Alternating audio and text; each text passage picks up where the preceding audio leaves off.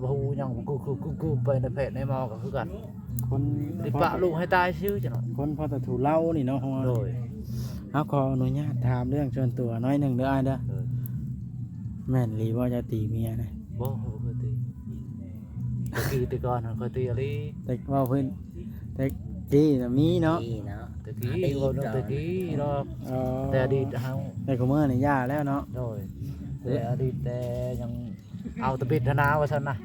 เราเฮ็ดให้ให้บ่ เราเห็นหายๆหน่อยนึงคือว่าเฮาเนี่ยมีคนเฮามันต้องมีละผิดหน่อยนึงเนาะ เออ นั่นตีนเฮายังคบกัน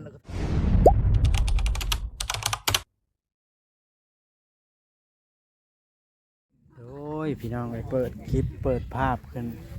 อยู่เพื่อนสาวทองอ้ายหยังก็ ให้ชม อ้ายส่งคือเก่าสบายดีอ้ายส่งปาดโตเนาะ มาหาเพิ่นบ่ประเด็น เพื่อนชาญลานแป้นมุ่งแล้วบาดนี้เข้ามา เนาะ เนาะ สิเอาหยังโต่งอะเห็นหางลิ้น ฮะ เอามีเนื้อโต่งบ่เห็นหางลิ้น อะไร แม่นอ่ะติดไปนี่ ว่าส่งค่อยเข้ามาใหม่ค่อยบ่ทันฮู้เรื่องราวค่อยขอถามหน่อยเด้อ เลย อ้ายอายุจักปีแล้ว ประมาณ30ประมาณ30เลย ประมาณเอาบ่เด้นี่ เลย เมียเจ้าเด้ เนี่ยค่อยหันประมาณ25ประมาณ25 เลย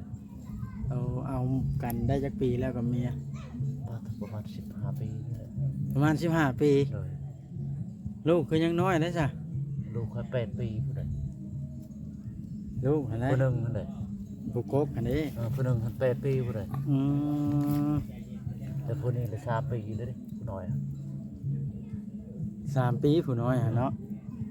บ่ฮ้อนดอกน้อยแฮงเนาะว่าจัง บ่ฮอดได้ ช้อนสั่น เพราะว่าลูกค่อยเป็นโชว์เป็นหยังได เป็นนักขายดินก็ตัวนั้นก็ย้อนเขาบ่ให้หันก็ขายย้อนลูกเขานี่แหละ อืม ขายปัวลูก เราเป็นน้องหันผู้เป็นน้องหันย่างกันได้หมดเลยมันยังบ่ทันได้ได้หันยังเอฟอยู่ย่างก็ อืม อันทางอันนี้หันมันเป็นดุอันนี้หันเป็นอันน่ะเห็นน่ะเจ้าบ่ได้เบิ่งดอกกระโตเพิ่นเปิดให้เบิ่งเป็นหลายมันนั่นเอง แม่นบ่โอ้ เห็นน่ะแคลก็วางหมดกินทางแคลก็มี ไอ้สงเนาะ โดย ไอ้สงยามแรงนี่เจ้าทำอาชีพหยังเลี้ยงครอบครัวเจ้า ตะกี้เห็นบ่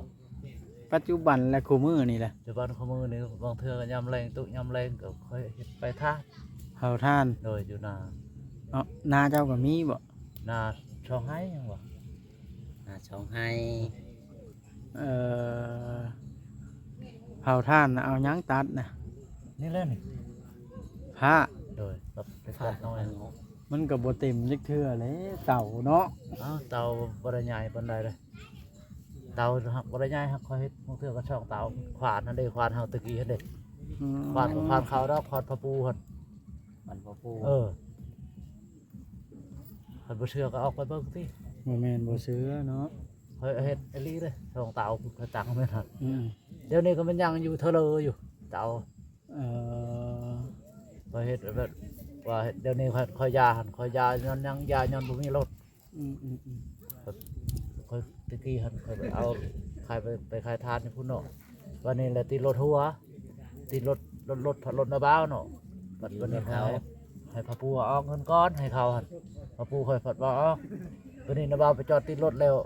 บ่ต้องถือเรื่องรถอันนี้เราอ่ะพูดแล้วนั่น หน้าเจ้าสองให้น่ะได้จักชอบปีหนึง ช่องให้หันบ่บางเทื่อก็ได้ชี้ชอบเอาให้น้อยนะมาให้แบบระยะนี่ชอบให้เขา ปีหมานแล้วบ่หา4ชอบนะ ได้ชุดหัน5ชอบ เออ เจ้ากินหันหมดกินในกินให้นาหันหมดให้นาหัน กินเบิดแล้วเอาใส่เต้าบาดนี่ ฮะ กิน หา เบิด คอแล้วหมดเลย ไปหาคอ เห็นได้ อยู่ใช้ชีวิตแบบนี้เจ้าแยกครัวออกได้จักปีแล้วก็ โอ้ประมาณ5 ปีดิ ประมาณ5 ปีแยกครัวออกจากพ่อเนาะ บ่แม่นจักพอเด้อถ้าทางเจียกจักปู จากปู่ คอยบ่มีพอเลยแม่ก็บ่มีแม่ค่อยตายปะทุกแต่สม เจ้าบ่มีพ่อบ่มีแม่ โดยบ่มีพี่บ่มีน้อง เว้าไป นี่ผู้เดียวค่อยนี่ได้ อ้ายเจ้าก็บ่มี บ่มีหมด น้องก็บ่มี บ่มีหมด พ่อก็บ่มี โดย แม่ก็บ่มี โดย เมียเจ้าได้มีบ่พ่อแม่ เมียค่อยมี ทั้งแม่ เดี๋ยวนี้ยังเบิดบ่ ยังหมดไม่หันยังพอตายเตย ไป เมียเจ้าเนี่ยเว้าเลอะเทอะไปอันนี้เนาะถาม เอ้า ว่าบ่มีแล้วเราอ่ะ เมียคอยหันมีไหม ตั้งแล้วเว้าไปเรื่อยๆ เรา เนาะ เราบ่ได้ฮู้ชิบ่ได้ฮู้เช้าได้หันเราคนบ่อยากเต็มปานใด อันนั้นได้ บ่แม่นว่าคอยเราไปบ่แม่นได้คอยเว้าดิ เราจำบ่ได้ อืม เราลอง แม่เราหันพุ่นอยู่พุ่นอยู่บ้านจะชันพุ่น อ่า เอาผัวใหม่ทางพุ่น ยังอยู่แต่แบบผัวใหม่ เออ สิแม่นแล้วซ้ำแล้วว้าวบ่มีแล้วซะเนาะ มี หนีไปแล้วซะหากินไผกินมันนะกับครอบครัวพี่น้องแต่ละคนเนาะ โดยทางพี่ทางน้องเขาก็เขามีครับทางคอยนี่บ่มี อืมแล้วเจ้าได้ข้าวน้อยบ่นั้นเคยมีบ่เถื่อเจ้าพาลูกเจ้าอดข้าว พาน่ะเคยมี บ่มีข้าวกินจักเม็ดหั่นนะ อดบางเทื่อก็อด แล้ว อด หมู่ สองมือสามมือพุ่นแหล้ว ค่า จำมือ สิ้นงัวสิ้นควายในบ้านนี่ก็ได้เอาเป็นพูดน้ำหมู่อยู่บ่เนี่ย บ่แล้ว บ่มีเงินซื้อ บ่มีเงินชื่อได้อยู่คันเขาทางพ่อปู่แม่ย่าเอาก็คันเขาคิดเห็นก็ฮอดคันเขาบ่คิดเห็นก็บ่ฮอด เพิ่นแบ่งมา คันเขาบ่คิดเห็นก็บ่ฮอดเอาได้นี่แต่ระยะเดียวนี่แต่วันอันนาบ่าวใครเอาเมียหันแล้วเลยบ่เห็นเลย เออ ของลูกเขาได้ลูกได้หยังได้เด้ได้ลูกได้ภัยแล้วเขาไปจักชนเลยเด้อ อันตรายอีหลีชีวิตนี่เนาะคอยหาก็เห็นนี่เด้ เราก็ยังรู้จักเฮ็ดให้มีลูกมีเมียแล้ว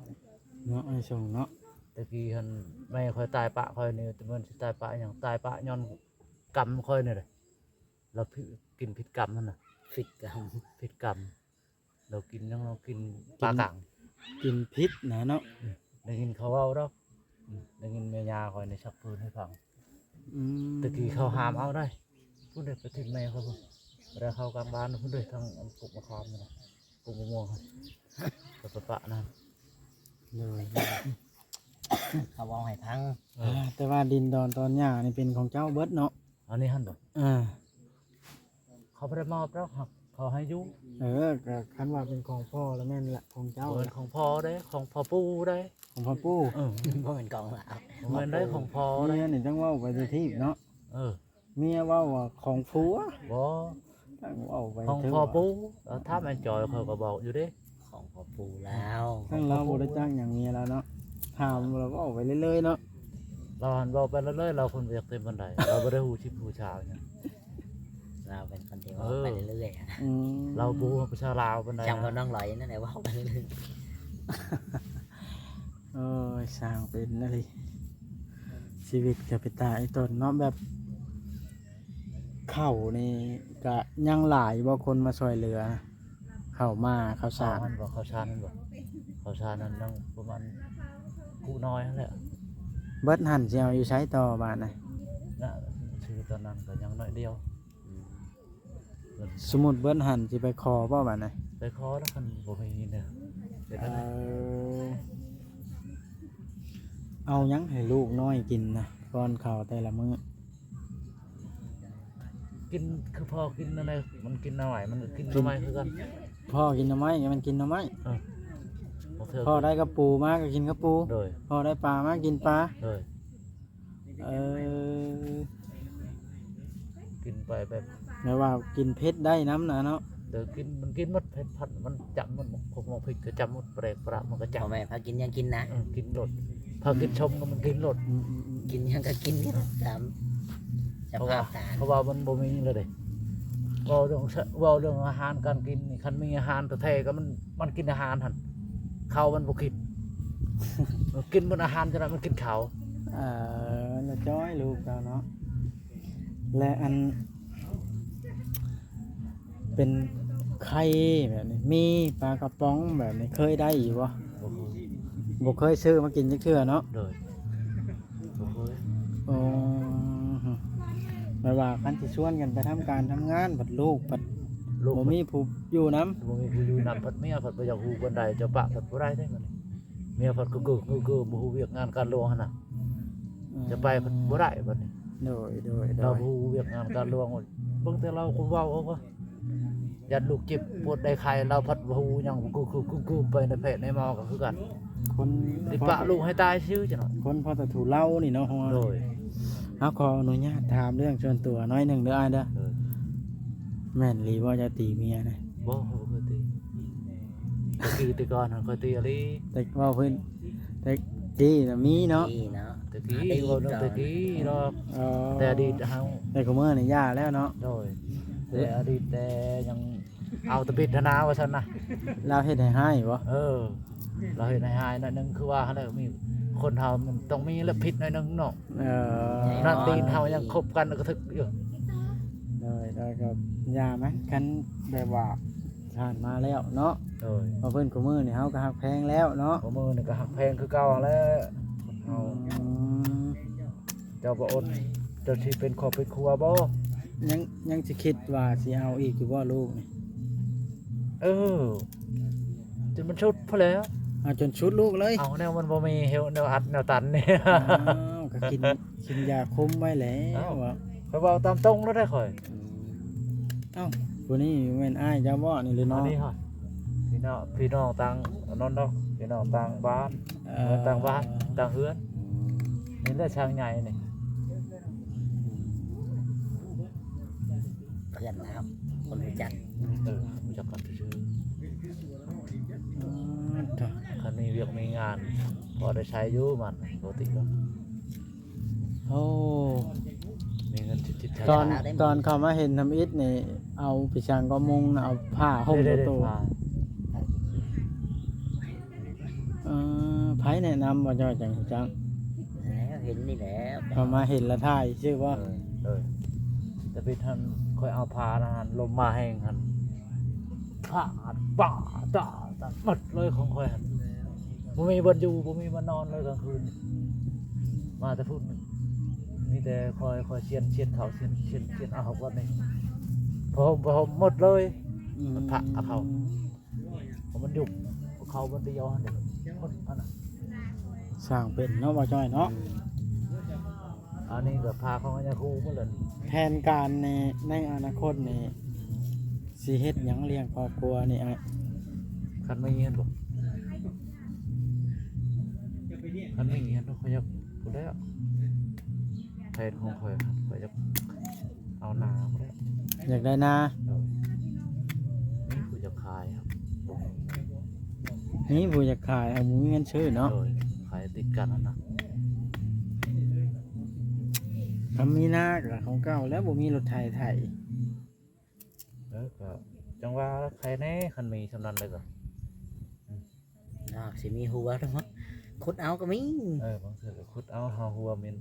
มันมีในสมองเขาเนาะบางเทื่อเขาหาเงินเนาะบ่มีรถไถเห็นได้จะเป็นแล้วเนาะเอาหาเงินหาดำนอกดำนาเขาบ่ได้ชิบได้เช้าแล้วเขาก็โฮเมียนนั่นก็เขาจะเป็นแล้วเอารถเขาจ้างรถเขานำหนึ่งนำน้อยเขาแล้วเนาะ คนน้อยบ่ตกบ่น่ะปล่อยลงเฮือนผู้เดียวนะ เป็นยัง เคยลงบ่ เคยลงเคยขึ้นเคยลง ขั้นใดสมควรเฮ็ด5ขั้นประเทศ4ให้เนาะ บ่หาคันทันทีพูดได้ เนาะบ่จ้อย ตะกี้เองจะคันตะกี้นะ ตะกี้เห็นสามนั่นแหละ 3 คัน บ่แล้วเฮือนมันต้อง5ขั้นได้จังถูกสูตรมันนะ มันได้เห็นสี่กัน เขาเอาที่ก็ถือกูเขาตอกที่เนาะ มี4คนในครอบครัวแล้วเฮ็ด4บ่ กูคนละที่ก็ถือคนนักที่ อื คอย ม กำลังว่าจะใช้หาคนใดเบาไปหน่อยเขาว่าที่ก็ได้นะ เที่ยวขึ้น ฟรีล เที่ยวลงลูกคานเอากระตกแหละ เราก็ยังรู้จักเห็ดฝนตกน้ำเอายังตกน้ำ มันคือเกิดเฮ็ดเบิดแล้วคือมันนะ คันฝนตกไม่เอายังตกน้ คุเพลงแองน้ำน่ะไรย่อแหละ ำคูน้อยๆนะ โดย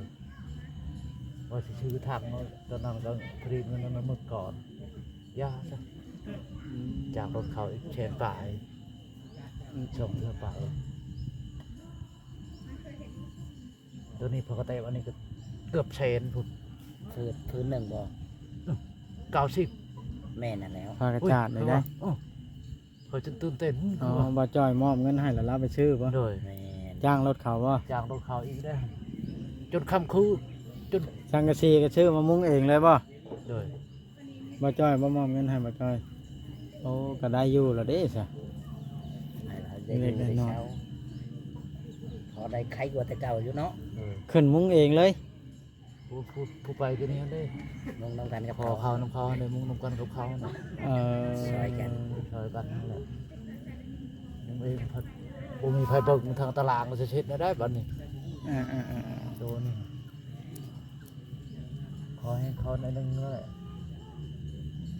คนกินเนาะคนกินคนเด็กเขาอยากได้ หน่อยจะหน่อยหน่อยจะหน่อยหน่อยหลายหน่อยมันเทิบเลยจะกินเหล้าก็จะกินยาอุ้ย สร้างเป็นหลี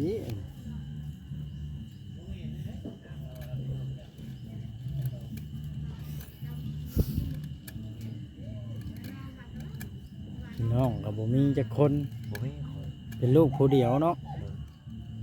ผู้เดียวละแม่ตาปะเป็นน้อยๆกลับก็ตาปะสิได้ฉันได้ ชีวิตคนเฮาสู้บัดได้ลูกได้เมียได้ครอบครัวแล้วเนาะ เออ ว่านั่นใดละพี่น้องเอ้ยเอามา คอย ให้ กินนมแม่หยาอย่าคอยใหญ่ ให้กินน้ำยาเท่าเนาะ มันก็ไปใหญ่ฮอตพี่แล้ว อ๋อ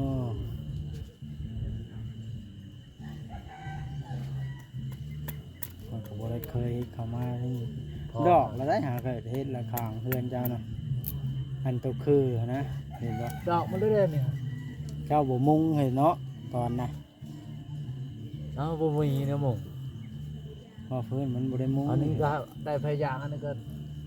โฮมเมียนไปอันนั้นได้ไปดำนาเขาเดี๋ยวโฮมเมียน เชื่อหลายอย่างนั่นแหละ โฮมเมียนโฮมคันโฮมเมียนนะปะเมียนนะโตก็หมดอันนี้ก็ซื้อเมียนชื่อปะเมียนรถตอนนี้ อ๋อ อย่างที่ได้มุงเนี่ยคือเจ้าสิเมื่อมุงปะเมียนผมจัดเขาหลังเจ้าบริยูคุณเธอทุกคน ลูกตัวใดแฮงยังสิมาลักของกันบ่ โอ้ยเขาบริสุทธิ์ใจแล้วเธอทุกคนเนี่ยป่าเจ้าก็ยังคอไปเด้อนี่อย่างที่นี่จะไปลองเมื่อคืนนึงนี่เขาบาไปหรอก บ่ได้เกี่ยว ไป กั ปะ นเนาะ เลย กับป้าไว้คือเอาไปรถ โอ้ยเขาบริสุทธิ์ใจเด้อ โอ้ แถวนี้เด้อขนาดผ้าเจ้านี่เขายาไปแล้วนี่ ผ้าชื่อๆก็เอาไป โอ้ยเขาได้ชิกพอได้มากนึงเดี๋ยวเขาพอรถพุ่งเขาว่า อย่าคนขายอย่าหลายปานนั้นเพิ่นบ่ได้นะ โอ้ยสับขนม ฉันขนม แถวนี้ก็ได้ โอ้ย เถื่อนในแถวนี้เนาะ ไปอุดสับขนมเขาเพียงว่าหรอกคอยชนคอยไปชนไปหลุดนี่เธอเคยไปน้ำปูเท้าหาดินปูเธอให้หนักปุ๊บเดินตาเท้าบอดฮะไป เลย จะไปลินนำเลยญาติมันคือว่าแล้วคนเฮาเนาะมันเคยผ่านแต่ญาติมันอดบรายเขาแล้วเดี๋ยวจะไปเบิดนะ อืม เฮ้ย ได้ลูกสาวมันสองเนาะ เช้าเนาะ นี่ว่า3 ปีนะ เนาะ ลูกค่อย3 ปีก็ขึ้นใหญ่เนาะว่าจัง นี่ จะเห็นว่าลูกสาวค่อยนะ ใช่ จะไปเปิดมัน เดี๋ยวพระคมพระวายอย่าเปิดมันละอย่ามันเอา เขวก็ล้นหมดให้น่ะมากินทั้งเขวทั้งหยังครับ เอ เป็น อ อะไรจักเป็นยังครับเราว่าคอยไปรันดูหมอหั่นเขาว่าทางพอปูแม่งทางปูพอทางเมียนะปูทาง มา ปู เกิด เมีย นะ มาเกิด ค่อยเบิ่งให้ก็ได้หมอเนาะมันมาจากอันอีโดโดเจ้าอะไร น้องบ่จอยพี่น้อยบ่จอยมีหยังเพิ่มเติมบ่ โอ้ยดีกันแล้วเปล่ากับเมียนะบ่ได้ให้กันแล้วว่า พอแล้ว ให้กันมื้อใดจังหวัดดี เราเว้ากันซื่อๆดอก พอคนชื่อนะ ว่าแต่ปากก็สิแล้ว จะผูกไก่ไว้เห็นยังนี่ นะอย่ามากินข้าวเขา ไก่เจ้าบ่ เลย เออจักโตละไก่เจ้า ไปชี เป็ดเด้ เป็นชา เราจะหากระชื่อมาเลี้ยงวะ เลยนอนซื้อ โอ้ ก็ ผูกไว้เลยทำงัวทำควาย แต่ผูกเงินเขายิงรู้ได้กินข้าวเขาคนตอกรู้ได้ เอ คนตอกก็จะบริกินนี่ขับของมันน่ะเขาให้กินเดี๋ยวสิว่าเขาได้บัดนี้เรากินของเขาครับเขาเอาเขาเฮ็ดนาเขาก็อยากได้เขา เจ้าเลี้ยงไก่เจ้าจะได้ไก่ก็เจ้าโตผู้เมียน นั่นแหละหมูตีตายก็ตายทิ่มชื่อแล้วไก่เว้าคำเฮาบ่ปลูกไว้ อืม